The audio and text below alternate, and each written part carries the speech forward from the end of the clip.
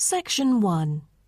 You will hear a telephone conversation between a teacher from the Art Centre and a female student's father about her art courses. First, you have some time to look at questions 1 to 3.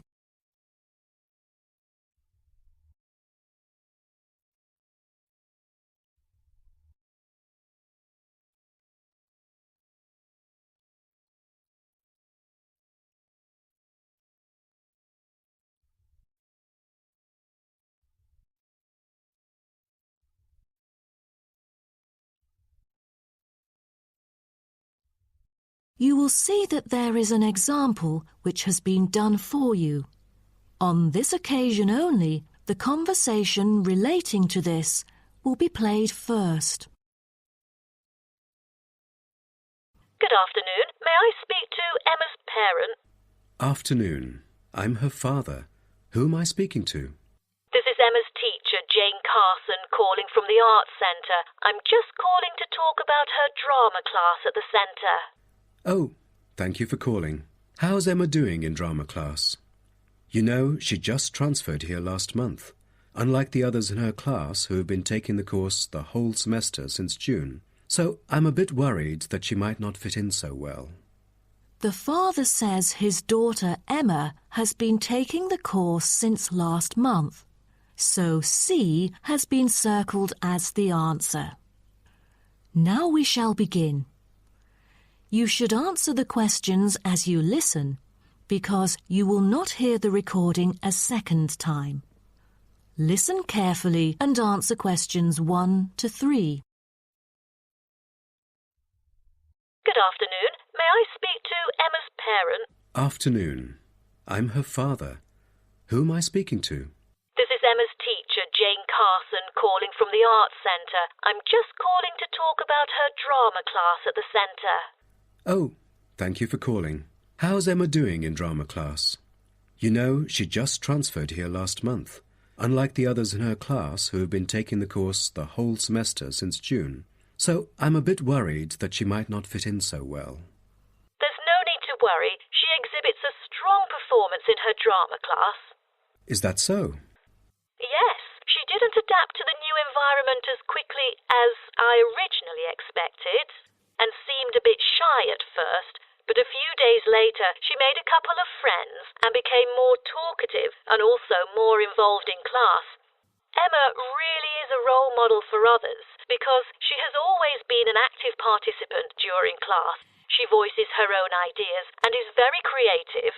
I didn't expect that, but I can tell that she really enjoys the course because she's been talking about it at home frequently these past few weeks.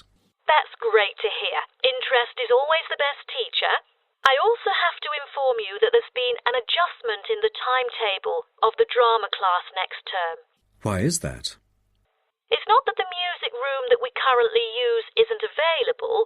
As there are too many enrolling for the coming semester, increased class size means that space is limited to house the whole class. Also, the new classroom we use is not available during the current time frame, so I'm afraid we have to change the time for it.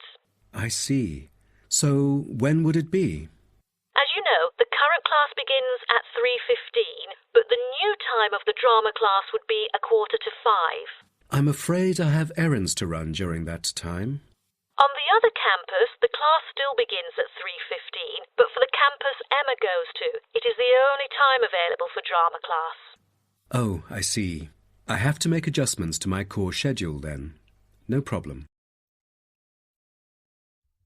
Before you hear the rest of the conversation, you have some time to look at questions 4 to 10.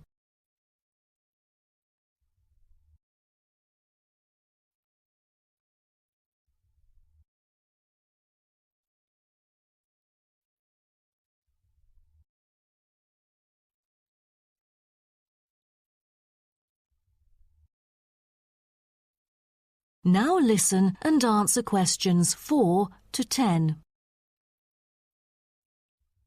Miss Carson, I'm thinking about signing Emma up for another art course. I'm thinking about dance class. Dance class is a a popular course here, a great choice for a child to shape up and have fun.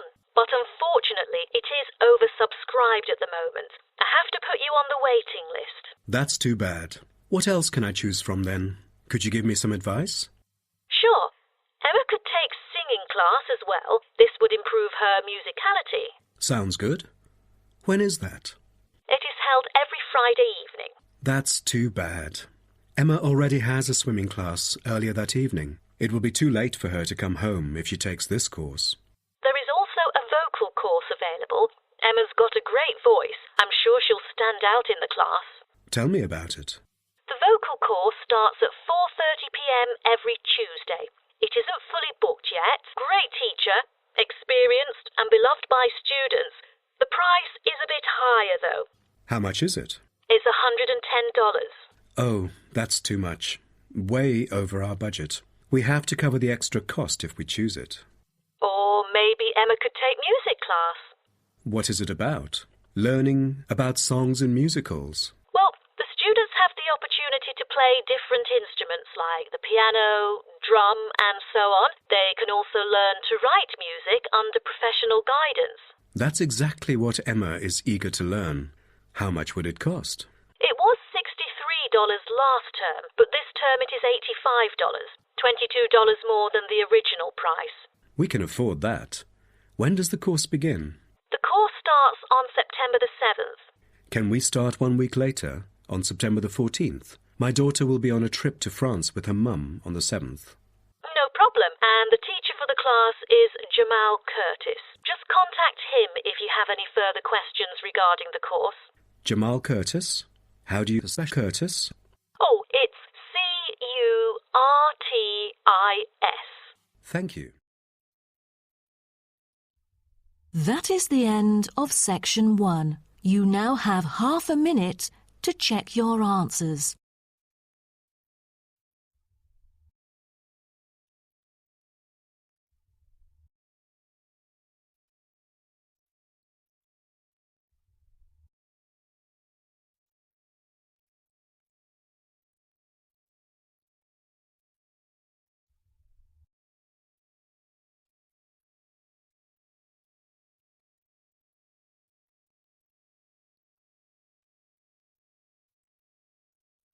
Now turn to Section 2. Section 2.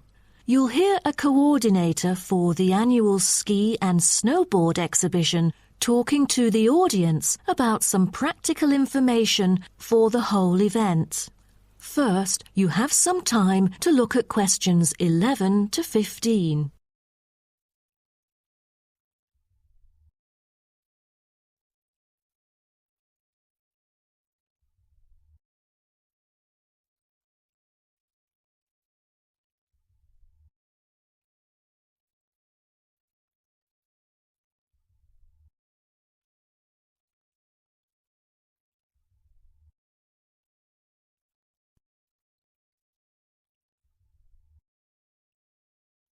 Now, listen carefully and answer questions 11 to 15.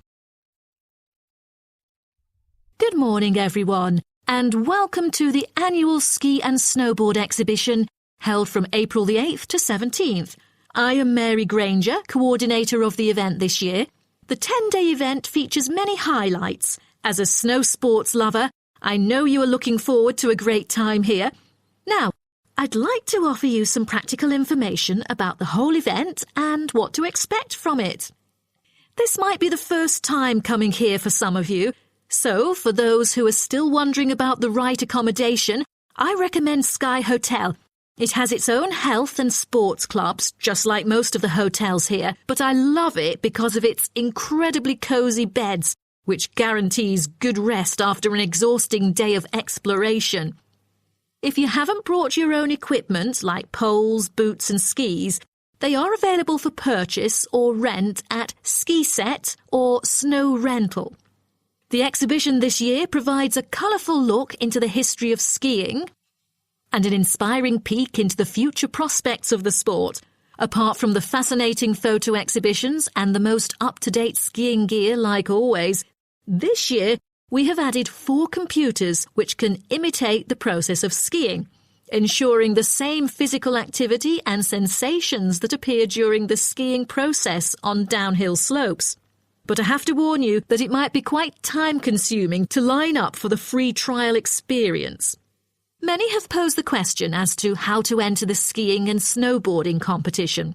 Well, rather than filling out the back of the entrance ticket or bombarding the committee with emails, the most effective method is by checking out the exhibition newsletter delivered every month for availability. At the most beloved local event, the exhibition has also drawn attention from the press. Last year, massive media coverage was on the worrisome amount of snowfalls. In order to avoid the same predicament, several artificial skiing slopes have been built. With more participants this year, we have lowered the entrance fee, which has been widely reported to local newspapers. A bonus for our participants is the ski programme. It offers a wide variety of lessons and sessions with qualified instructors, ensuring that all ages and abilities are catered to, from the first-timers to seasoned amateurs.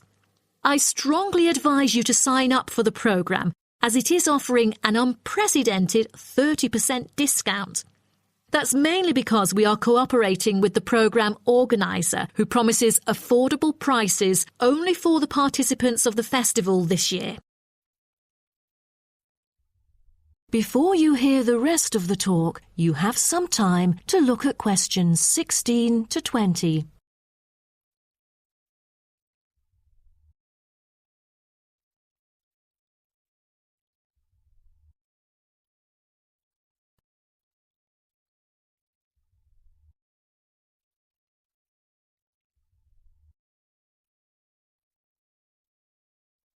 Now listen and answer questions 16 to 20.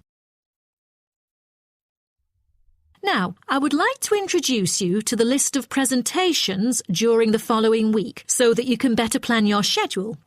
The first presenter, Simon, is one of our best ski instructors. As an experienced instructor, he will inform you about the dangers that face skiers and snowboarders. Accidents happen mostly to those who are careless or ignorant. Good risk management involves considering both the probability and consequences of an accident. The next speech, titled Solution, is given by Jamie Kurt. A list of problems may occur to novice skiers and snowboarders, so he is going to offer useful information for first-timers on choosing the appropriate gears, the right dress code, and ways of protecting your skin. For instance, some of you may have rented the skiing equipment, but rental footwear is notoriously uncomfortable. Then, Jamie will provide instructions to help make your footwear fit better. The third speech is about a documentary introducing skiing and snowboarding and the difference between the two sports. It also depicts a group of snow lovers exploring new slopes with breathtaking views. The director, Andy Fisher, will be there, addressing the whole shooting experience. The fourth talk is about the tricks of skiing, presented by Harry Tyson. It is most useful for those who have already tried skiing, yet still need more practice to master the sport. Harry will teach you how to turn more skillfully. A lot of people can keep their skis roughly parallel, but there's no point if you make it hard to work with and slide around out of control.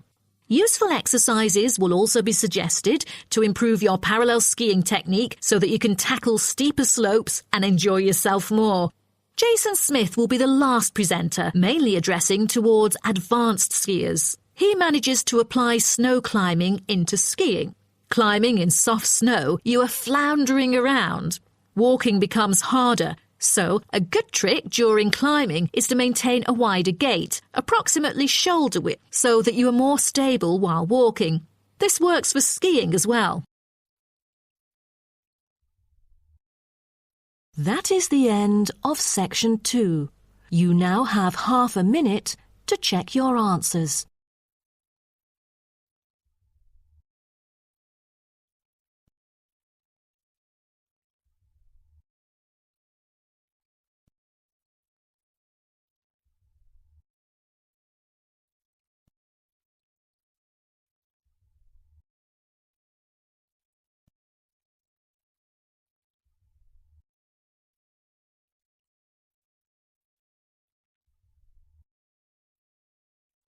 Now turn to Section 3.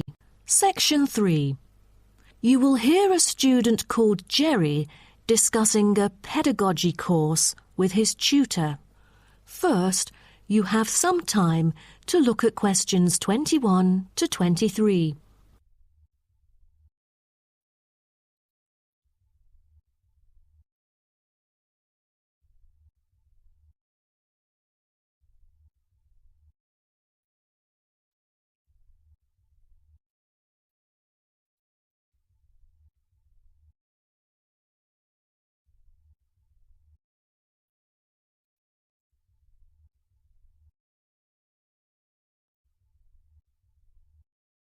Now, listen carefully and answer questions 21 to 23.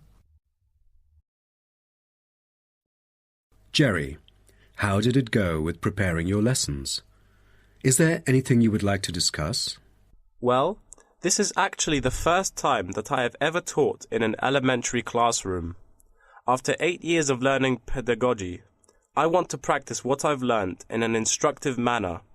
But I'm a bit stuck right now. The topic I want them to research is a bit hard for pupils.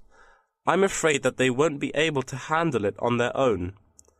So I need new ideas on designing more effective teaching methods. Mr. Carter, do you have any suggestions? Well, you should probably read this book called Professional Learning, written by J.K. Simmons. He is a professor who just transferred here last semester, but is already popular amongst the students for his creative teaching methods. There is an extensive range of learning approaches mentioned in the book, including approaches for team research, which might be helpful to you. You mean dividing the students into groups to do research? I've never thought of this before. How does it work? Professor Simmons has already demonstrated how efficient this approach can be. Basically, it aims to increase cooperation between students so they can present the results in a collaborative fashion. It helps them to develop their own voice and perspective. I'll check out the book as soon as possible. It seems I can borrow some of the essential concepts and work them into my course design. Before you hear the rest of the talk, you have some time to look at questions 24 to 30.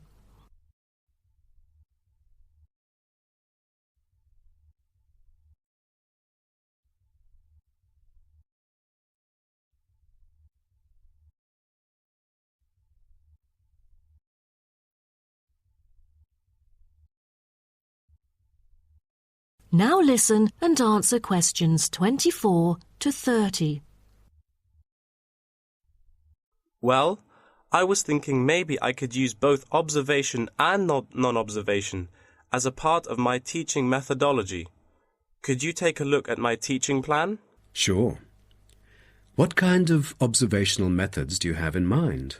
For the observational part, I intend to include two approaches. First, the pupils can assess each other's behavior. I feel that reviewing fellow students through criteria-based reference evaluation allows constructive feedback. It can also improve their understanding of the subject material. That's a smart move for a large class that would be hard to observe all by yourself. Also, you might want to get the feedback from several different individuals rather than just one. So how do you plan to carry out the peer assessments? Oh, every pupil will be required to write a diary, which includes group projects, presentations, and in-class discussions. They'll put down their remarks.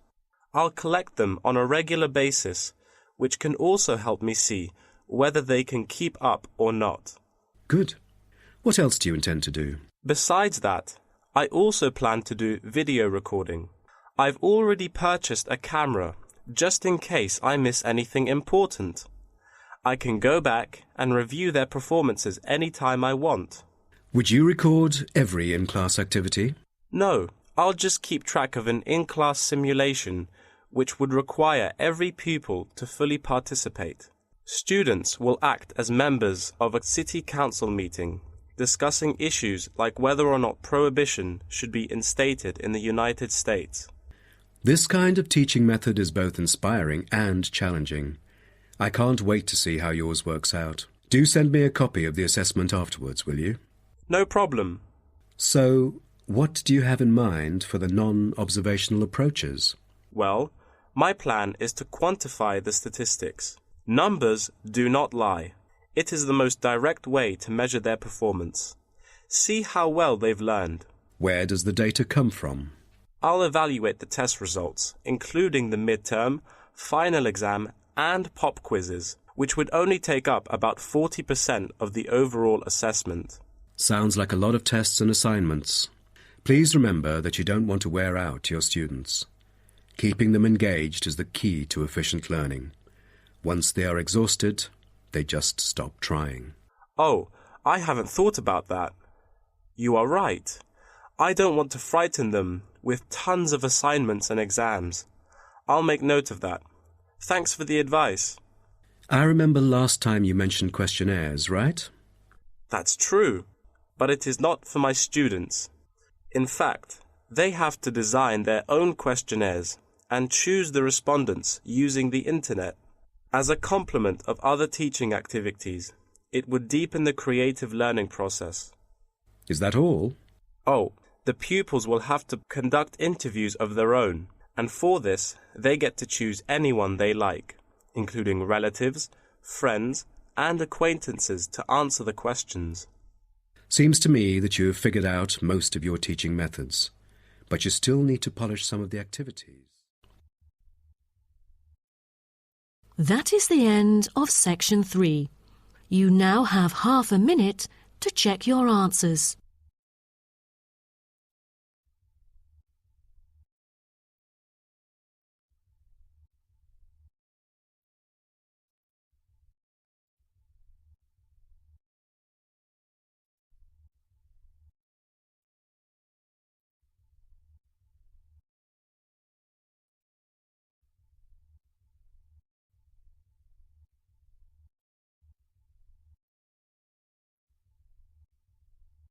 Now turn to section 4. Section 4. You will hear part of a lecture about urban migration. First, you have some time to look at questions 31 to 40.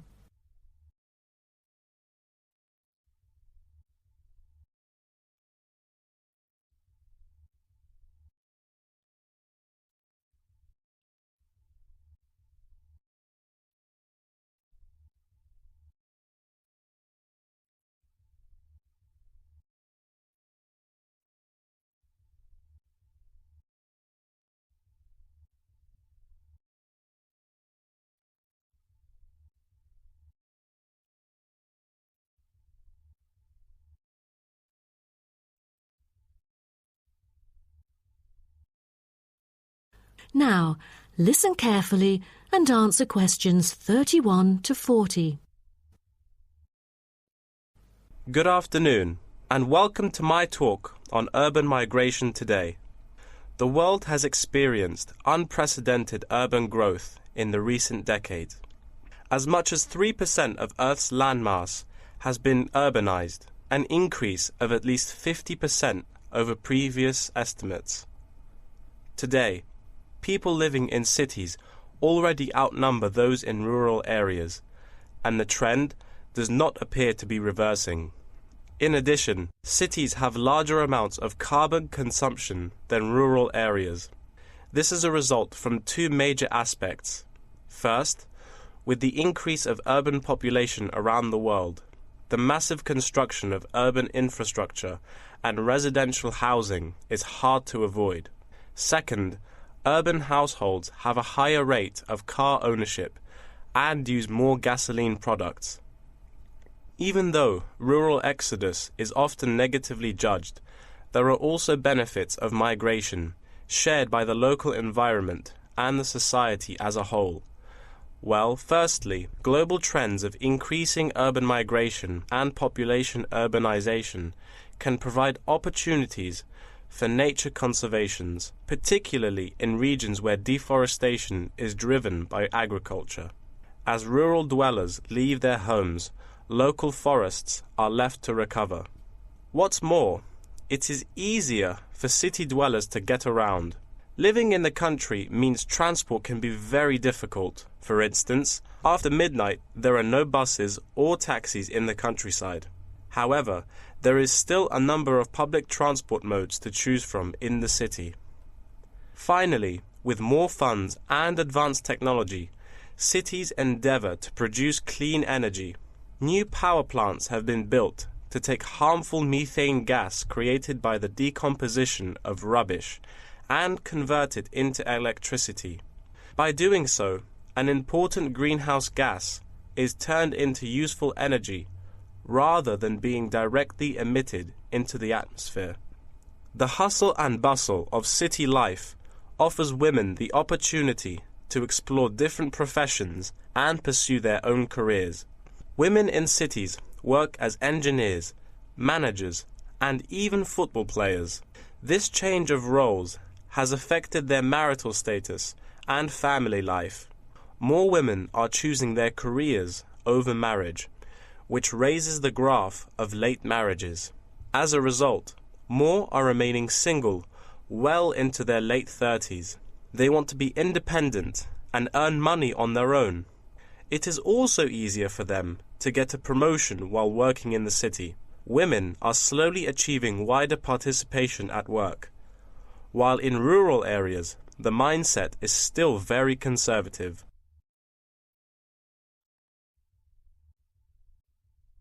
However, cities also change the way that humans interact with each other and the environment, often causing multiple problems. In general, urban wages are significantly higher, so moving to the city is an opportunity to earn what was impossible in rural areas. However, the wage difference is often offset by the higher cost of living and absence of self-produced goods, including subsistence farming. A sizable proportion of new corners attach greater importance to money and gradually abandon their former way of life, thus risking losing their culture. These new city residents are also faced with another problem. According to statistics, crime rates are significantly higher in densely populated urban regions than in rural areas. For instance, property crime rates in our metropolitan areas are 3 to 4 times as high in comparison to the rates in rural communities. Immigrants, upon arrival into cities, typically move into the poor, blighted neighborhoods because that is where they can afford to live. Crime in these areas is high and reflects poor living conditions, as these neighborhoods experience great levels of poverty. This pattern also occurs for violent crimes, which is much more common in large urban areas than elsewhere. In addition, traffic congestion and industrial manufacturing are prominent features of the urban landscape, which take their toll on the natural environment and those who depend on it. Air pollution from both cars and factory emissions affect the health of countless urban residents.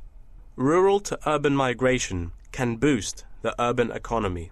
With a better economy, cities provide their residents with better welfare, but the concentration of services and facilities such as education, health, and technology in urban areas inevitably contributes to greater energy consumption. Another problem with life in the city is traffic congestion. It makes people late to work and thus stresses us out before we even get there. Deliveries can't arrive on time, gas costs money. The quality of life of those commuters starts to decline. What's worse is that if congestion makes it harder to match the right workers to the best jobs, it is economically inefficient as well. That is the end of section 4. You now have half a minute to check your answers.